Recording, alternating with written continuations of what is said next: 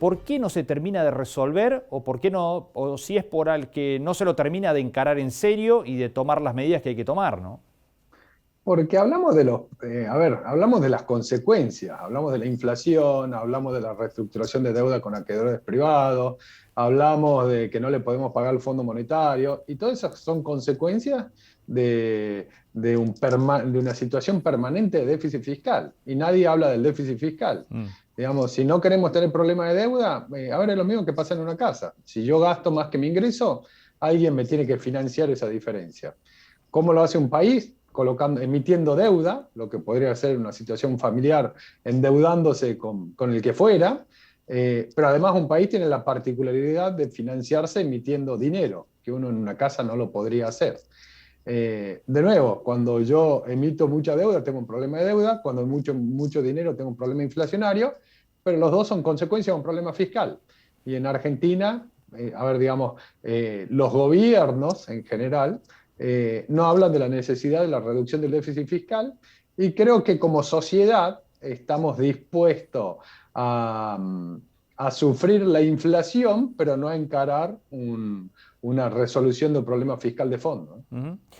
Fernando, comentaba en el arranque del programa, en el primer semestre hubo un ingreso extraordinario de divisas del sector agropecuario, ayudado porque, bueno, en algunos sectores la sequía no fue tan grave y entonces los volúmenes fueron bastante buenos. En esta zona de Río Cuarto y alrededor fue uno de esos casos, naturalmente, en donde, bueno, todavía se está terminando de levantar el maíz, que en algunos lotes con rendimientos realmente extraordinarios, pero especialmente ayudado mucho esto por el precio de las commodities. ¿Cómo imaginás para adelante la situación y el aporte de dólares de este sector si se confirma lo que por allí empieza ya a cobrar fuerza, que es la posibilidad de un escenario de sequía en la zona central del país, ¿no? Sí, se está hablando mucho de un escenario de seca, lo cual sería preocupante. Obviamente, al final del día el impacto va a depender de qué pase con precios y qué pase con el volumen de cosecha. Argentina en algunos productos, fundamentalmente en soja y también en maíz, digamos, es gran productor, con lo cual si Argentina enfrenta un problema climático, seguramente impactará en precios y habrá que ver cuál es la baja en el rinde respecto a la suba de precios. De todos modos, estamos con niveles de precios elevados. Si uno ve los precios actuales, son 50% superiores al promedio del año pasado y están en niveles históricos elevados, con lo cual, de materializarse un escenario de sequía, seguramente veremos precios más elevados. Además, Brasil estuvo con un tema de heladas, digamos, de nevadas, una serie de cosas Ujú. que puede ser que haya un problema con los rendimientos en el hemisferio sur, lo cual impulsaría precios al alza. De nuevo, habrá que ver cuál es el impacto que tenga sobre el rendimiento y si es algo generalizado o más sectorizado, como planteabas correctamente, que fue en la última campaña, ¿no? Que no fue algo en grandes regiones, sino más manchones a lo largo del mapa.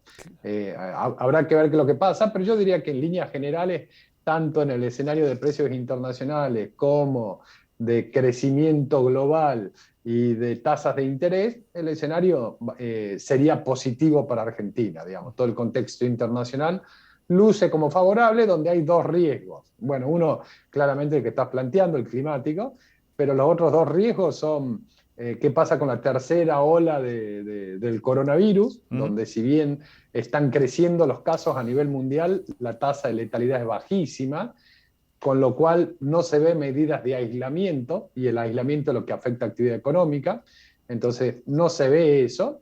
Y el segundo riesgo que hay es que haya un evento inflacionario en Estados Unidos, que la Fed tenga que salir a subir tasa de interés y eso ralentice la recuperación económica y afecte precios de materias primas.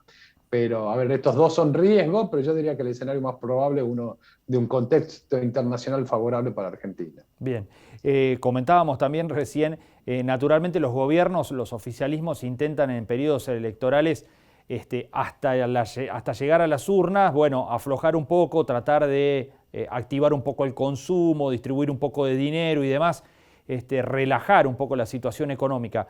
¿Qué imaginás el 15 de noviembre y de ahí para adelante? A ver, lo primero, un punto en línea con lo que estás planteando, si uno se fija de 2011 hasta la actualidad, Argentina todos los años impares sube actividad económica y todos los años pares se cae actividad económica, con la excepción del 2018 y el 2020. ¿Pero por qué? Porque en los años impares hay elecciones, entonces gastamos más de lo que podemos y la economía crece, pero al año siguiente hay que hacer el ajuste, con lo cual cae actividad económica.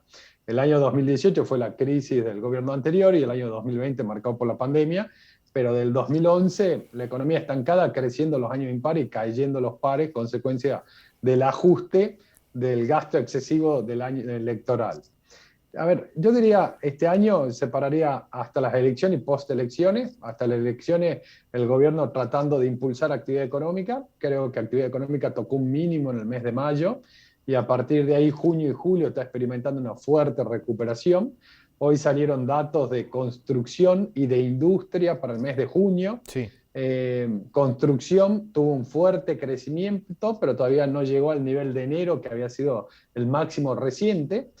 Pero industria, que también tuvo un fuerte crecimiento, es el máximo de mediados del año 2018, con lo cual no deja de llamar la atención. Creo que el gobierno va a seguir tratando de expandir gastos, deteriorando la situación fiscal y tratando de poner plata en el bolsillo del votante, de manera tal de maximizar el caudal de votos e intentar la mayoría en las dos cámaras. Post elecciones, para mí la clave va a ser cómo se renegocia con el Fondo Monetario. A ver, Argentina tiene que pagar entre el mes de agosto y fin del año que viene 23.000 millones de dólares, lo cual es imposible pagar para Argentina. Definitivamente, 23.000 millones de dólares equivalen a más de 5 puntos del PBI. Para pagar 5 puntos del PBI habría que entrar en una recesión económica sobre la que ya tenemos, que generaría serios problemas sociales y políticos, con lo cual sería imposible de pagarlo.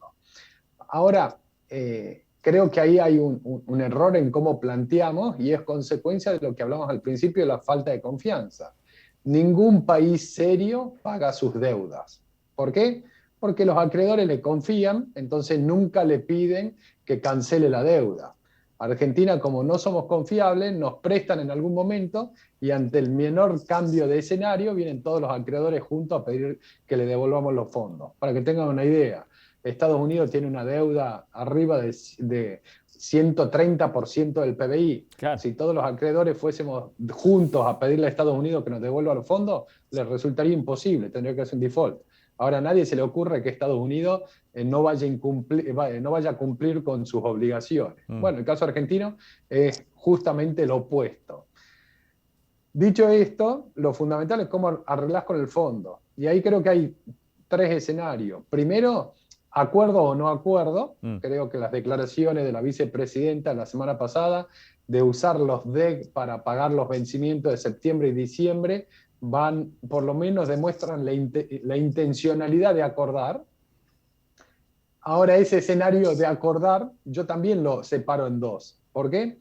Porque hay un acuerdo con el Fondo Monetario que reconozca que Argentina es una economía bimonetaria, donde todos pensamos en términos de dólares, o un escenario donde haya un programa donde no se reconozca que Argentina es una economía bimonetaria.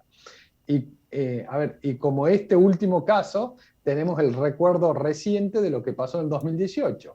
En 2018 se logró un acuerdo con el fondo por 54.000 millones de dólares, de los cuales se desembolsaron 45.000 y no se pudo evitar una profunda crisis económica. Claro. ¿Y por qué? Creo que fundamentalmente por el programa monetario y cambiario que se implementó. Digamos, en Argentina todo el mundo piensa en términos de dólares, aún el que no puede comprar dólares. ¿Por qué? Porque sabe que cuando el tipo de cambio se deprecia, algo está mal en la economía. Claro. Entonces es fundamental un acuerdo que reconozca que los argentinos pensamos en términos de dólares, lo cual implica no un tipo de cambio fijo, pero sí un tipo de cambio con poca volatilidad y sustentable. Y volvemos a lo mismo, para que ese tipo de cambio sea sustentable, necesitamos un comportamiento prudente desde el punto de vista fiscal. Bien. Fernando, te agradecemos muchísimo estos minutos, como siempre, habernos destinado para el programa. No, por favor, un placer, buenas noches y a disposición cuando gusten. Muy amable, gracias.